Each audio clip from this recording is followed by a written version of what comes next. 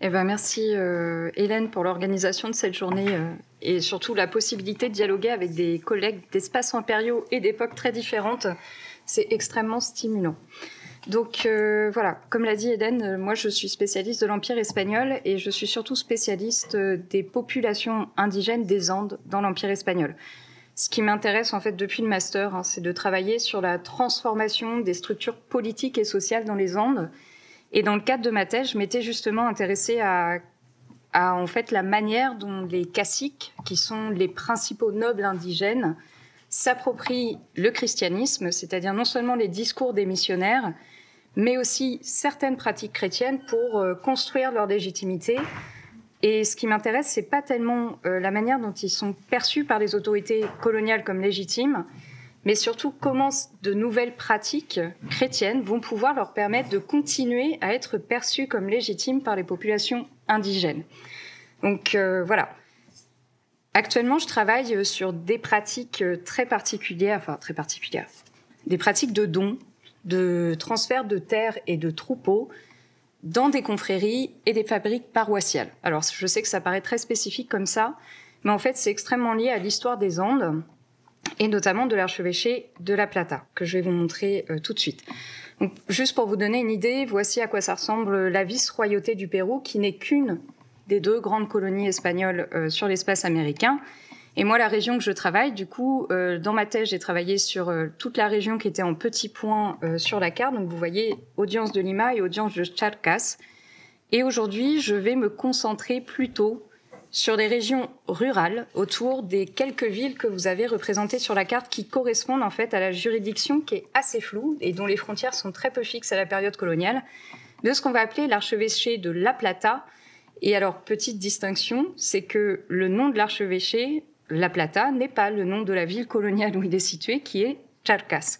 C'est la même ville, mais pour des raisons qui sont encore assez obscures et que je n'ai pas trouvées dans les sources, l'archevêché s'appelle La Plata. Voilà. Alors, pourquoi je travaille sur cette région en particulier ? Déjà, c'est une région qui, du point de vue de l'évangélisation, a été très très peu étudiée, et ça c'est pour une question tout simplement d'accès aux archives.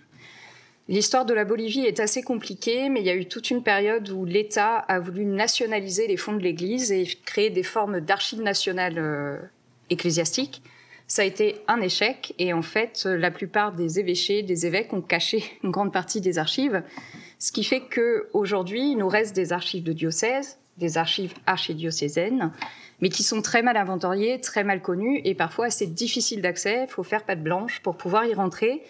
Et ça, c'est quelque chose que j'avais réussi à faire dans ma thèse, en mission en Bolivie.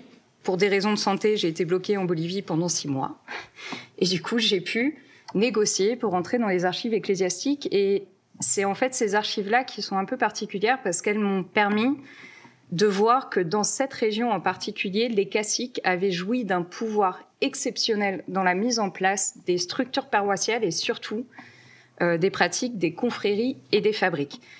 Dans cette région particulièrement, ce ne sont pas juste des intermédiaires, en fait. Ils ont un rôle bien plus important que ça. Ce sont, en général, ceux qui vont gérer principalement l'organisation des biens ecclésiastiques dans les paroisses et les confréries, et parce qu'en fait, c'est ceux qui restent en poste le plus longtemps, alors que les curés changent assez souvent de paroisse dans cette région. Donc les caciques vont devenir un petit peu, si vous voulez, le pilier de cette vie paroissiale. Et c'est ça que je trouve particulièrement intéressant dans cette région-là, c'est qu'on peut effectivement se poser la question de est-ce que les caciques restent des intermédiaires de la vie paroissiale ou est-ce que finalement ça reste le pilier principal qui fait qu'il y a une paroisse dans cette région-là. L'autre raison pour laquelle j'ai choisi l'archevêché de Charcas, du coup de La Plata, c'est aussi parce que c'est en fait une région qui a été conquise assez rapidement par les Espagnols. Les premières villes coloniales datent des années 1550. L'arrivée des Espagnols dans la région, c'est l'expédition de Francisco Pizarro entre 1532 et 1533. Donc, vous voyez, c'est assez rapide. Mais les premières grandes politiques de l'archevêché pour mettre en place des paroisses et des structures paroissiales systématiques, il faut attendre 1622-1629, lors du premier grand concile de cet archevêché, qu'on va appeler le concile de La Plata, et qui est en fait un concile qui est dédié à la mise en place des structures, des recommandations du concile de Trente. Et c'est dans ce cadre-là qu'on va commencer à créer systématiquement des paroisses avec des confréries. Et les caciques, du coup, vont devenir un relais essentiel pour pouvoir mettre en place ces politiques-là. Alors, depuis tout à l'heure, je vous parle de cacique, mais je ne vous ai toujours pas dit ce que c'est. Alors, cacique, c'est à la fois un titre qui donne accès à des privilèges, notamment des privilèges fiscaux, et c'est pour ça que souvent on les compare à une forme de noblesse, parce qu'ils sont reconnus comme une forme de noblesse par les Espagnols. Ils ont par exemple souvent la petite particule don, qui les classe dans le l'hidalguía espagnol, mais c'est aussi une charge administrative, une charge de gouvernement qui est déléguée par l'administration coloniale. Alors, normalement, le cacique, c'est celui qui est censé prélever les tributs des populations indigènes, donc prélever les impôts et surtout organiser la main-d'œuvre. La main-d'œuvre indigène qui est organisée dans un système de corvées et dans la région, elle est essentiellement attribuée au travail des mines. Donc c'est ce qu'on attend d'un cacique. C'est qu'ils mettent la main-d'œuvre indigène au travail. Ce titre-là et cette charge, ils sont donnés à ce que les Espagnols vont appeler les seigneurs naturels, qui sont convertis au christianisme. C'est la seule condition pour pouvoir accéder à ce titre. Il faut être converti. Et ces seigneurs naturels, en fait, ça couvre un panel d'élites. Donc là, je vous en ai mis 2, mais en fait, c'est beaucoup plus compliqué que ça, parce que le titre de cacique, il est inventé par l'administration coloniale. Et la seule chose qui désigne, c'est ça, c'est que c'est une autorité naturelle indigène qui est transmise héréditairement. C'est tout. Pour vous donner une idée, les sociétés andines dans cette région sont organisées de manière assez complexe. En fait, la cellule sociale de base, c'est ce qu'on appelle l'Aïlou, dont je vais vous parler un peu plus spécifiquement aujourd'hui, qui est une sorte de gros groupe de parentèle étendu organisé autour d'un ancêtre mythique. Et donc, le culte aux ancêtres est essentiel pour la cohésion de ces groupes, et le seigneur naturel est censé représenter, si vous voulez, la continuité entre l'ancêtre et le groupe. Et après, ces Aïlous, ils vont s'organiser en confédérations politiques de différentes tailles, et à chaque niveau, vous avez différents types de seigneurs. À la période coloniale, ce qui va se passer, c'est que les Espagnols vont appeler caciques, avec les mêmes fonctions, tous les seigneurs naturels, qu'ils soient d'Aïlou, qu'ils soient de confédération, etc. Et du coup, ça va être de leur ressort à eux de préserver leur statut social, mais aussi de préserver leur pouvoir et les différentes hiérarchies qui subsistent. Ce qui est intéressant dans le cadre de l'archevêché de La Plata, c'est qu'en fait, les hiérarchies entre seigneurs vont se conserver assez bien, justement du fait de la mise en place très tardive des paroisses, puisque du coup, les caciques restent des autorités très importantes dans la gestion des populations indigènes et vont bénéficier d'un pouvoir de négociation assez vaste vis-à-vis du clergé pour négocier la fixation des Aïlous autour de certaines paroisses et essayer comme ça de reconstituer en fait des structures sociales qui préexistaient à l'arrivée des Espagnols. Voilà. Donc ça, c'est un petit peu pour le contexte. Et donc moi, ce qui m'intéresse, en fait, c'est d'essayer de comprendre ce phénomène-là. Comment est-ce que les caciques ont réussi, à travers leurs pratiques et puis à travers la négociation avec le clergé, à conserver les hiérarchies des Aïlous et surtout à les fixer autour des paroisses. Puisque, en fait, un Aïlou, c'est un groupe de parentèle, mais ça ne veut pas dire qu'on habite le même territoire. Surtout dans les Andes, c'est un terrain extrêmement accidenté. Et si vous voulez survivre, vous ne pouvez pas vous contenter de vivre tout en haut de la cordillère ou tout en bas. Il faut exploiter tous les étages agricoles pour avoir une alimentation variée. Et du coup, les populations de cette région sont particulièrement mobiles et elles sont dites semi-nomades. Ce qui fait qu'avec l'arrivée des politiques paroissiales, ça va poser un premier problème. Comment est-ce qu'on restructure les communautés ? Comment est-ce qu'on découpe les paroisses ? Est-ce qu'on les fait correspondre aux Aïlous, etc. Et justement, dans la région de Charcas, ce qui est intéressant, c'est que la plupart du temps, il y a cette espèce de superposition Aïlous et paroisse. Alors, autre particularité dans cette région, ce qui fait que c'est très difficile de travailler sur les populations indigènes, c'est qu'elles n'avaient pas de système d'écriture avant l'arrivée des Espagnols. Les seuls systèmes d'enregistrement d'informations qui existaient, c'est ce qu'on appelle des quipus. Ce sont en fait des grands systèmes comptables organisés autour d'un système de cordelettes et qu'on a beaucoup de mal à lire. Du coup, quand on veut travailler sur les caciques, sur la manière dont ils pratiquaient le christianisme et surtout sur leur motivation à investir certaines pratiques chrétiennes, va falloir confronter plusieurs documents. Alors, des documents qui vont nous informer sur leurs pratiques de donation, et donc là, c'est le classique acte notarié, testament, livre de fabrique et livre de confrérie, mais aussi, et c'est là que ça devient un peu plus compliqué, il va falloir essayer de suivre dans les archives toutes les petites mentions qui sont liées à des conflits ou alors à des gestions collégiales des biens en fait qui sont transmis par les caciques aux confréries et aux paroisses pour voir concrètement comment ça se passe, comment ça se superpose à des relations de pouvoir, etc. Et donc je travaille beaucoup avec des procès, mais je travaille aussi beaucoup avec d'autres sources qu'on appelle les reconnaissances de mérite et de service, qui sont en fait des sources dans lesquelles les caciques se mettent en scène en choisissant certaines de leurs actions pour se représenter comme des élites méritantes de privilèges auprès de la couronne d'Espagne, ce qui implique essentiellement d'insister sur ces bons services auprès de l'Église et la manière dont elles ont participé à la christianisation des populations indigènes, donc pas à leur évangélisation, pas à l'enseignement de la foi, mais au fait de les rendre chrétiens, de les faire habiter dans un lieu chrétien. Et ça va devenir un argument essentiel et qui se base surtout sur la mention de la manière dont on a doté les fabriques paroissiales et les confréries. Et enfin, après, il y a toutes les sources complémentaires qui peuvent nous permettre de retrouver un petit peu le sens que certaines populations andines donnaient à des pratiques particulières. Notamment, les missionnaires ont beaucoup écrit sur la manière dont les sociétés indigènes considéraient le rapport à la spiritualité, le rapport au bien communautaire aussi dans les manuels de confession, dans les dictionnaires qui sont dans la région des dictionnaires Quechua et Aymara qui permettent de faire un petit peu de lexicographie puis d'essayer de retrouver le sens des mots le plus possible. Et puis, on a quand même quelques chroniques qui sont écrites par des populations indigènes, notamment celle de Felipe Guaman Poma de Ayala, qui est un peu le best-seller pour toutes les personnes qui travaillent sur les populations indigènes dans les Andes. Et toutes les images que je vous passe depuis tout à l'heure viennent de cette chronique, puisqu'il l'a beaucoup illustrée. Et bien sûr, après, il faut travailler avec les anthropologues, mais là, je vais m'égarer si je parle de ça, donc on va aller tout de suite dans le vif du sujet. Alors, pourquoi est-ce que je m'intéresse particulièrement aux dons de terre et aux dons de troupeaux? Déjà, la première raison, c'est parce que, comme je vous l'ai dit, on est dans une région avec des populations semi-nomades.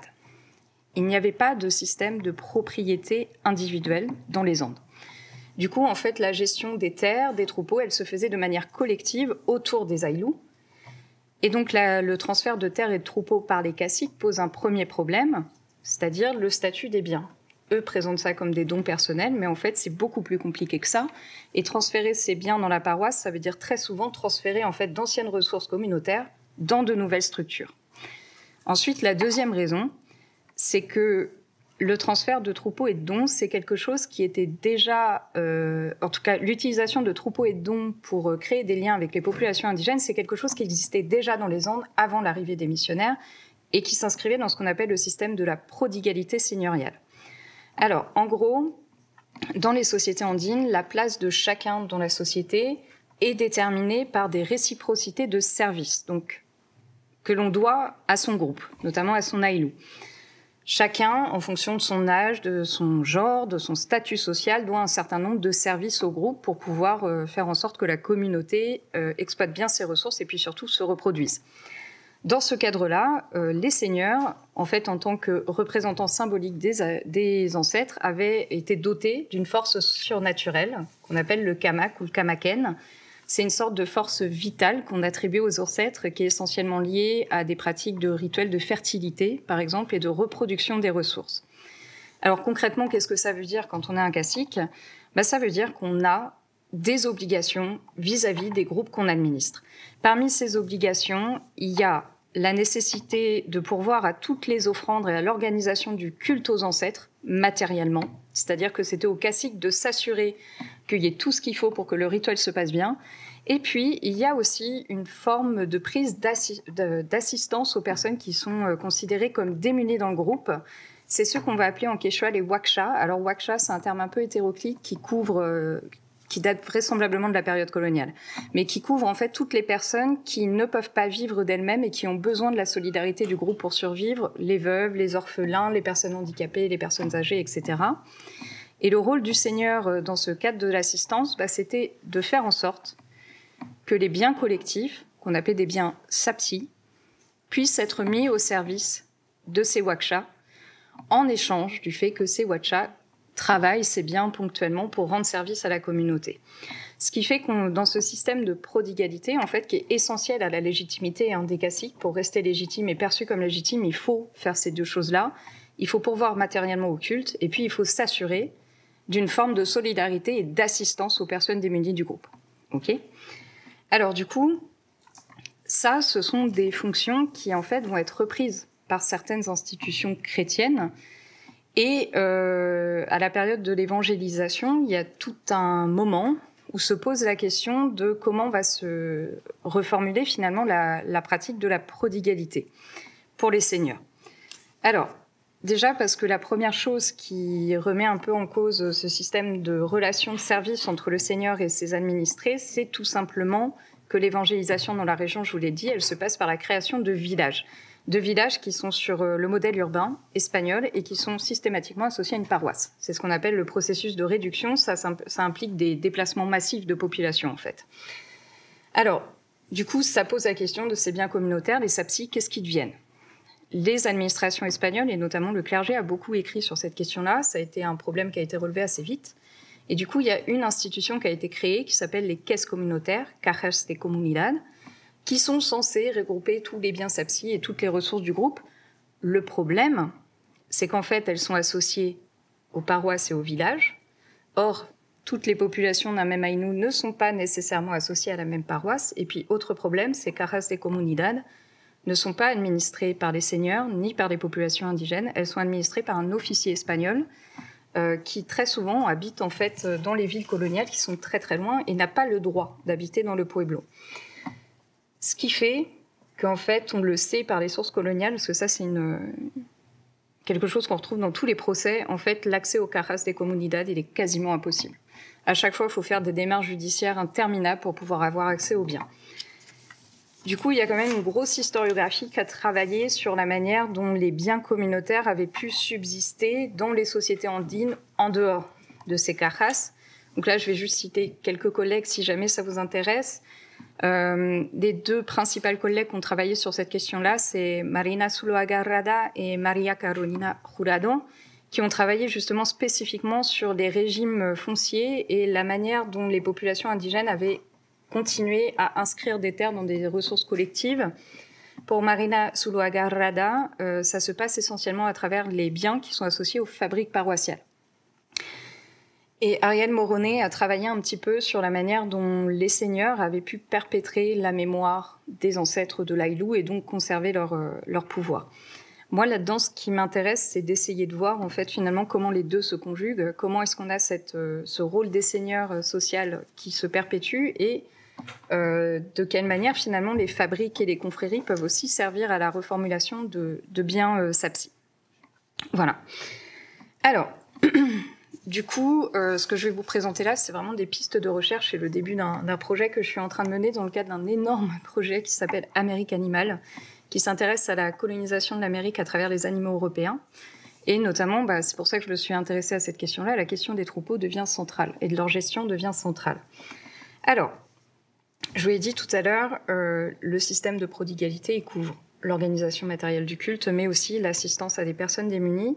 Ce qui fait que dans ma thèse, je m'étais assez vite rendu compte qu'en fait, jusqu'au milieu du XVIIIe siècle, quand les caciques présentent leurs pratiques de charité et qui présentent des pratiques dites de charité, en fait, ce qu'ils désignent, c'est beaucoup plus large que l'assistance aux pauvres. En fait, la charité pour un cacique, mais aussi pour différentes populations indigènes, ça peut être tout simplement donner de l'argent pour pourvoir à l'ornementation d'une église.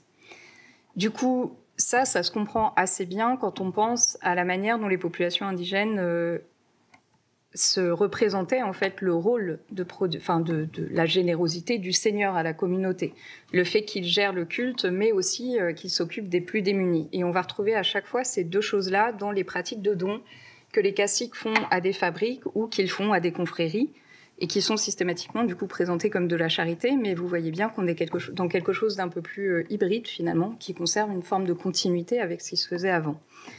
Alors, de quoi on parle quand on parle de donation de caciques ? En fait, il y a 3 structures chrétiennes dans lesquelles les caciques vont investir massivement des terres et des troupeaux. Les premières, et qui sont vraiment tout en haut de la liste, ce sont les fabriques de paroisses. Ensuite, vous avez les confréries indiennes, c'est-à-dire les confréries qui sont réservées aux populations indigènes et qui excluent les populations espagnoles. Et ensuite, vous avez très très rarement les hôpitaux, et je vais vous expliquer pourquoi tout de suite. Cette répartition-là, cette hiérarchie, on la trouve quand on fait le total global de tous les dons, sur tous les testaments de la période. Ça reste quelque chose qui est assez visible jusqu'aux années 1740 à peu près. Et on la retrouve aussi à l'intérieur même des testaments des caciques, quand ils attribuent, en fonction des montants qu'ils attribuent à différentes institutions. Donc ici, je vous donne un des seuls exemples en fait de cacique qui a fait un testament dans lequel on trouve un don à un hôpital. C'est vraiment un des seuls, j'en ai que 3 sur une centaine de testaments, donc c'est pour vous dire à quel point c'est rare. Il donne 30 pesos à l'hôpital de la ville de La Plata, donc la capitale de l'archevêché, parce que ce monsieur a aussi une résidence secondaire dans la ville de La Plata, donc vraisemblablement il avait des liens tout simplement avec l'institution avant. Par contre, l'essentiel des dons qu'il fait, c'est dispositions 5 et 7, se situe dans des structures qui en fait sont rattachées à ce que lui va appeler les pauvres misérables de mon repartimiento. Repartimientos, c'est en fait, ça désigne les populations que lui gouverne. Donc les populations qui sont situées dans le village, normalement il est censé gouverner en tant que cacique. Voilà, je ne vais pas m'attarder plus là-dessus pour avancer. L'autre chose, c'est que donc le goût pour les fabriques paroissiales et les confréries dans la manière dont les caciques investissent en fait dans leur paroisse se retrouve aussi tout simplement quand on regarde la répartition des tâches à l'intérieur des confréries, notamment dans cette région-là. Donc là, je vais juste vous en donner un exemple, mais j'ai trouvé 6 gros livres de confréries pour la région avec en fait qui couvrent à peu près les années 1620 à 1720, parfois un peu plus. Et ce qui est assez intéressant, c'est que ces livres, quand on regarde les élections, ils frappent vraiment par l'absence d'évolution d'élites qui sont dans la gestion de la confrérie. Ce sont systématiquement les caciques du village, donc ici de Yotola, systématiquement aussi leur principal héritier. Et puis, de temps en temps, on accepte quelques élites municipales dans la gestion de la confrérie, et donc se pose la question que j'aimerais creuser, comment se passent réellement ces élections ? Parce qu'à partir du moment où on a toujours les mêmes personnes qui transmettent les charges de descendant en descendant ou qui choisissent en fait leurs successeurs, on peut douter du modèle électif de la chose. Et en plus, c'est une question qui est un peu centrale dans l'historiographie andine parce que pour le coup, le clergé de La Plata, mais aussi de Lima, se plaignent constamment de l'ingérence des caciques dans les confréries. Et ici, c'est quelque chose qui est assez clair, c'est-à-dire que ça se passe sur plusieurs générations. Voilà. L'autre chose qui met la puce à l'oreille sur une forme de continuité avec des pratiques préhispaniques, c'est justement le statut ambigu, mais même très ambigu, des biens que les caciques en fait donnent aux fabriques paroissiales et aux confréries. Donc là, je vais juste vous donner un exemple, c'est le cacique Don Francisco Aimoso, donc du même village de Yotola où vous aviez la confrérie dont je viens de vous parler. Dans son testament de 1633, il dit qu'il fait un don de terre à la fabrique paroissiale, et les terres qu'il désigne, il donne le nom et il les localise, donc c'est assez facile de savoir où elles sont. Il dit qu'il les a obtenues par héritage paternel. Donc concrètement, on se dit, il les a héritées de son père. En fait, le testament de son frère aîné, de 1608, décrit les mêmes terres comme associées à la charge de cacique de son père, et pas comme des biens propres de la famille. Je vous passe le détail, mais j'ai aussi retrouvé les testaments de la femme de Don Francisco, où il y a aussi ce passage entre oui, c'est des biens qui appartiennent au couple, mais en fait non, c'est des biens qui appartiennent à la charge. Puis il se trouve que par ailleurs, à cette époque-là, Don Francisco déclare aussi au roi d'Espagne, pour présenter ses mérites, qu'il est très très fier de dire que en fait, un de ses investissements charitables, c'est d'assigner de la main-d'œuvre indigène au travail des terres associées à la fabrique de l'Église. Donc, du coup, il y a une sorte de flou constant dans les testaments, mais aussi dans les procès des caciques sur ce qui est personnel et ce qui tient en fait tout simplement de la charge du Seigneur. Et ce flou constant-là, en fait, encore une fois, il se comprend assez bien quand on regarde un petit peu comment se constituaient les relations entre seigneurs et société andine avant l'arrivée des missionnaires. Alors, du coup, l'historiographie a très, très, très souvent décrit ces formes de dons, en fait, comme des stratégies d'accaparement et de patrimonialisation des biens, soit au profit des caciques, soit au profit du clergé. Et souvent, en fait, comme des espèces de stratégies doubles, dans lesquelles le cacique et le curé s'arrangent pour faire en sorte que les terres communautaires indigènes soient transmises à la paroisse. Alors c'est vrai que ça, c'est très très clair dans un certain nombre de procès dans lesquels les communautés indigènes se plaignent régulièrement de ce processus. Par contre, ce qui est intéressant dans la région que j'étudie, c'est qu'il y a aussi beaucoup de procès qui, en fait, défendent ces pratiques comme étant des pratiques qui sont inscrites dans le fonctionnement communautaire.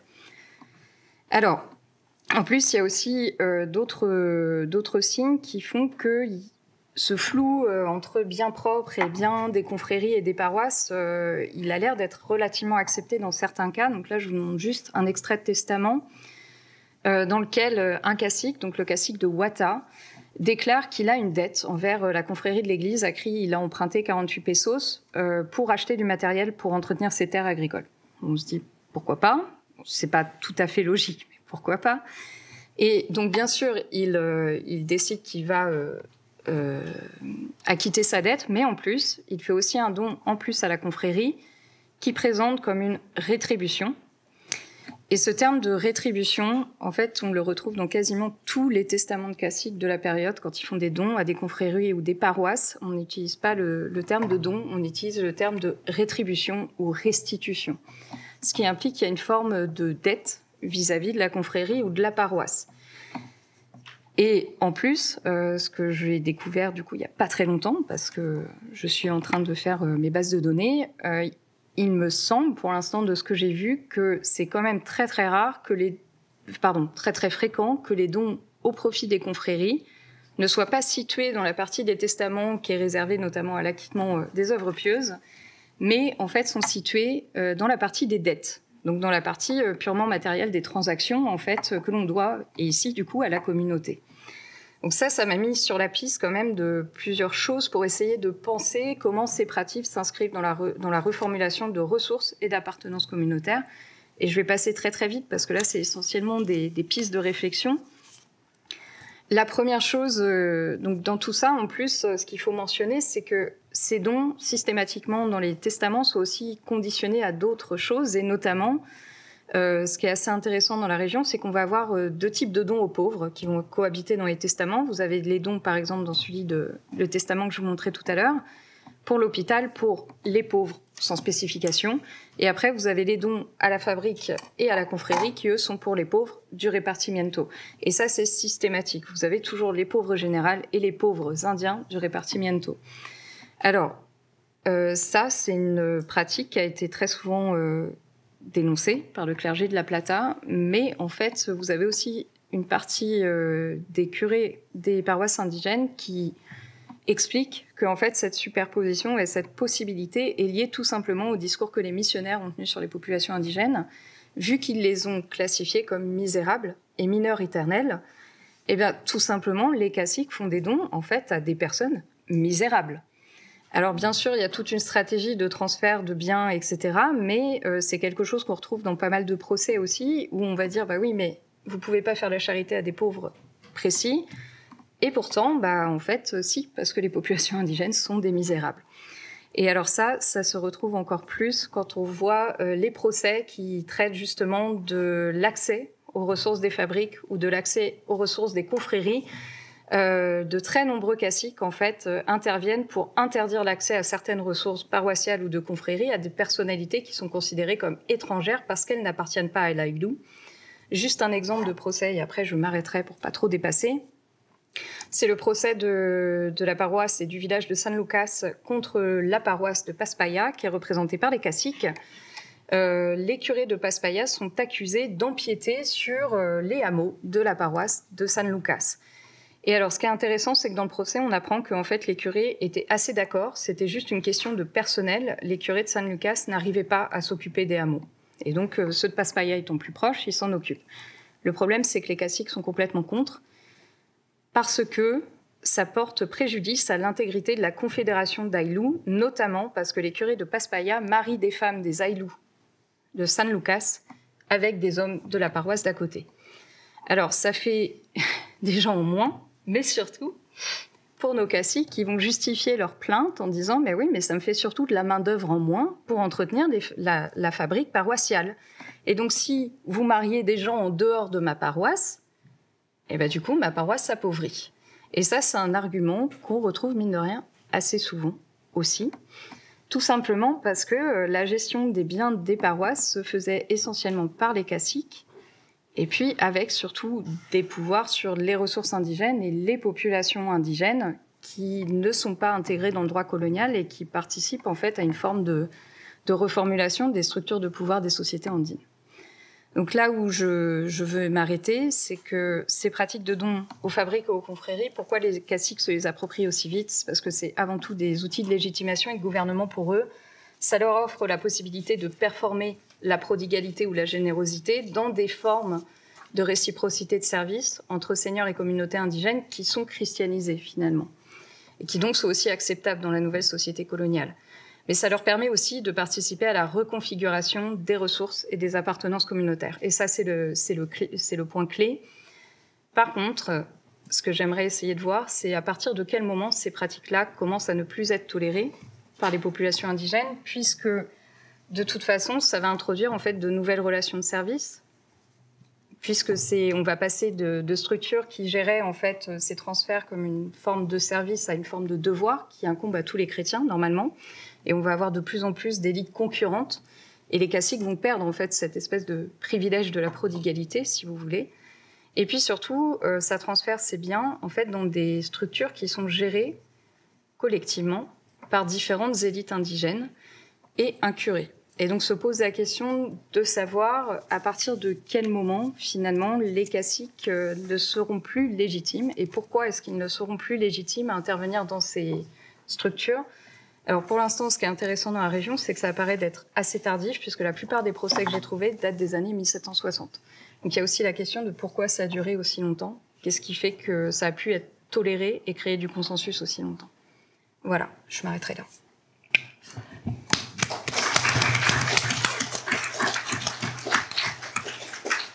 Merci beaucoup, Elfie. Et puis, je pense que justement, ta présentation place cette fois vraiment au centre du jeu les fameux caciques, et c'est presque le pouvoir colonial qui apparaît complètement à la périphérie, en fait, cette fois rejeté.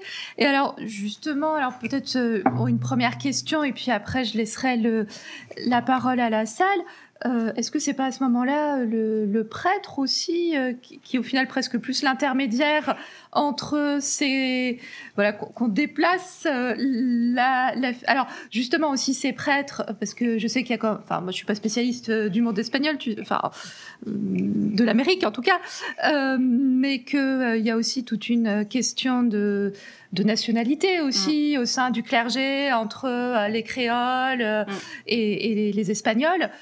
Donc est-ce que cette question se superpose aussi dans la relation que le prêtre peut avoir à ce moment-là avec les indigènes, et si c'est pas lui, au final, le prêtre qui devient presque un intermédiaire entre l'administration coloniale et la communauté locale, et le cacique est encore autre chose que la communauté, et avec ce problème en plus de nationalité, comment le considérer? Alors là, du coup, je vais pouvoir te répondre, mais pas sur l'archevêché de La Plata, plutôt sur celui de Lima et Cusco que j'ai étudié pendant la thèse. Alors déjà, la question des prêtres créoles, dans la plupart des procès que j'ai trouvés, alors encore une fois, c'est juste un petit bout de ce qu'on peut avoir sur les populations indigènes, mais en général, les caciques sont plutôt hostiles à l'arrivée de prêtres créoles ou de prêtres, alors pire, de prêtres qu'ils considèrent comme métis, parfois même quand ils sont eux-mêmes métis. Parce qu'en fait, les caciques, leur pouvoir tient sur le fait que ce sont des élites indigènes avant tout, et du coup, dans leur procès, dans la manière dont ils se présentent aux autorités coloniales, ils insistent sur l'Indien. Et du coup, dans les années 1740-1760, il y a beaucoup de mouvements de révolte, justement, contre certains prêtres perçus comme métis ou perçus comme créoles, parce qu'ils introduiraient un élément perturbateur dans l'ordre du village. Et l'ordre du village, c'est quoi? C'est un village indien avec un curé espagnol qui est en fait la seule autorité espagnole présente. Donc il y a aussi tout ça, et il y a de ce que j'ai vu, surtout dans la région de Cusco, il y a une véritable méfiance des caciques vis-à-vis des personnes qui sont identifiées comme métisses. Voilà. Même quand eux-mêmes le sont. Ça, c'est pas la question. Métis, c'est ce qui n'est pas dans le pueblo indio. C'est pas une condition raciale. Non, c'est pas racial. C'est vraiment ce qui est étranger au pueblo. Comme l'espagnol est étranger au pueblo et que le curé est l'espagnol qu'on tolère dans le pueblo. Voilà. Et pour la question des curés, et ben justement, dans l'archevêché de Charcas, mais j'aimerais bien creuser cette question, j'ai pas encore pu complètement exploiter les archives de l'archevêché, mais c'est un peu l'impression que j'ai. Que le curé, en fait, c'est la personne qui va permettre la médiation avec le reste de la société coloniale, et finalement, le cacique est l'intermédiaire, est l'interlocuteur principal du curé par défaut, parce qu'il en a besoin, parce que de toute façon, sinon, ces régions-là, les paroisses sont quand même très vastes, et même quand on a l'impression qu'elles ne font que 50 km, ce qui est déjà beaucoup, on est dans une région de la cordillère qui est extrêmement accidentée, et passer d'un village à l'autre, ça peut prendre des jours. Donc passer d'un hameau au cœur de la paroisse, ça peut prendre des jours. Du coup, le curé, de base, est obligé de compter sur les autorités indigènes, en fait, qui, elles, connaissent la population et connaissent sa région. Voilà. Donc c'est la question que je vais me poser. Est-ce que le curé est un intermédiaire ? On verra. Pour l'instant, je ne peux pas répondre. Oui, j'ai deux toutes petites questions. Quand tu parles de confréries, c'est des confréries pieuses ou c'est des confréries professionnelles? C'est juste une question, parce que tu disais que c'était que des Indiens. C'est par curiosité. Et la deuxième question, c'est concernant tout ce qui est construction d'églises. Là, c'est des dons de terre et de troupeaux. Est-ce qu'il y a des actions pour construire l'église, pour construire le rétablo, je ne sais pas. Voilà. Et c'était mes deux questions. Oui, les confréries sont des confréries pieuses, oui, tout à fait. Alors, pour les espaces urbains, en général, les confréries indiennes se superposent à des confréries professionnelles.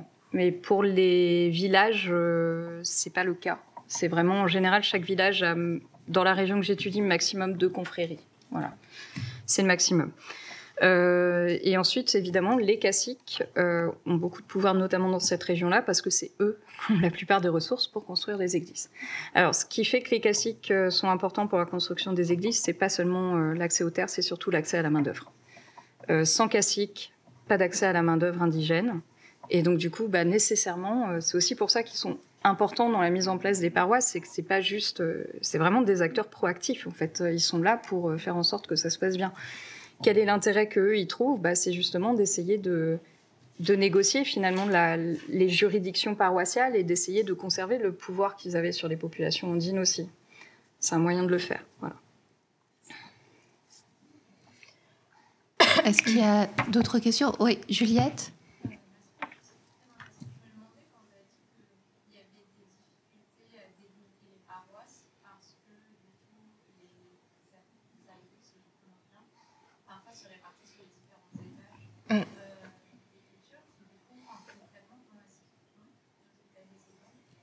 Alors, pour les quelques villages que je vous ai cités, a priori, ce qui se passe, c'est vraiment qu'il y a, en fait, le transfert des biens dans les fabriques va pousser les populations indigènes à intégrer les paroisses. Ce que j'aimerais creuser, et pour l'instant, j'ai pas pu y aller parce que ça implique d'aller dans des centres d'archives de l'autre côté de la cordillère, c'est est-ce que ce phénomène-là existe aussi dans les zones qui sont vraiment très, très, très, très mal quadrillées par l'archevêché. Et tout à l'heure, quand je vous parlais des frontières très très floues, justement, en fait, tout le versant est de la cordillère, c'est presque c'est pas une no-go zone parce qu'il y a des Espagnols qui y vont, il y a du clergé, on le sait, il y a des paroisses, mais c'est une zone qui est très très mal connue au sein de l'archevêché de La Plata. Et du coup, c'est un petit peu l'enjeu aussi de ce projet-là. Il y a très très peu de travaux qui ont été faits là-dessus, et voilà, j'aimerais bien essayer de voir dans quelle mesure, en fait, ces politiques-là sont vraiment efficaces dans les zones les plus éloignées, finalement, de l'archevêché de La Plata. Voilà. Oui, vas-y. C'est étonnant de voir comment les mêmes causes font les mêmes effets avec les translations impériales. Parce que quand on va aux Philippines, c'est le même principe. Oui. Alors, ils ont réinventé des caciques qui n'ont rien à voir. Et en fait, c'est les chefs de clan malais qui ne supportent pas le mestizos, qui les mettent à part et qui servent d'intermédiaire avec les religieux. Oui. Le cas des Philippines, c'est vraiment très, très, très intéressant pour ces questions-là. Alors, ce qui est bizarre, c'est que c'est à la fois très, très proche des terrains qu'on étudie, nous, sur les Amériques, mais en même temps, il y a toute cette spécificité de l'espace est-asiatique, en fait, que nous, on maîtrise mal. Et c'est vrai que j'ai pas été exhaustive sur l'historiographie, mais il faut quand même avouer que les collègues qui travaillent sur les Philippines sont les premiers, en fait, à avoir réfléchi à ces questions-là. Comment les missionnaires s'intègrent dans l'environnement, et puis par exemple sur les questions environnementales aussi, qu'est-ce que ça pose en termes d'exploitation des ressources, etc. Ça aussi, c'est quelque chose qui est quand même étudié depuis déjà plusieurs années dans le groupe des études qui se portent sur les Philippines espagnoles et qui commence juste à arriver côté américain. Donc oui, j'ai vraiment l'impression que l'historiographie sur les Philippines, c'est un petit peu cet incubateur dont on a tous besoin quand on fait de l'histoire des Amériques. Voilà. C'est un peu logique, si vous permettez. Tout à fait. C'est une marge de l'Empire. Oui. Et quand on travaille sur les marges, on travaille sur le centre. Bah oui, tout à fait. Oui, exactement. Voilà. Merci beaucoup, Elfie.